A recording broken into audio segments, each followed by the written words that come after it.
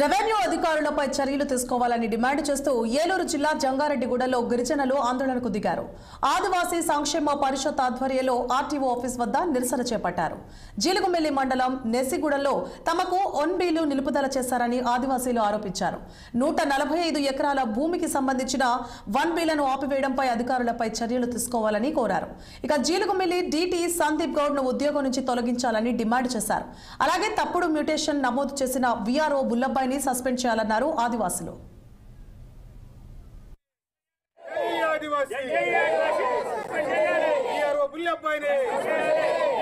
సందీప్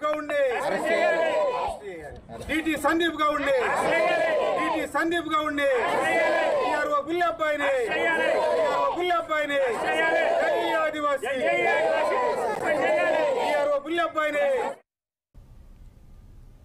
నిర్మల్ జిల్లా కుబేర్ మండలంలో ఓ ఆలయ హుండీని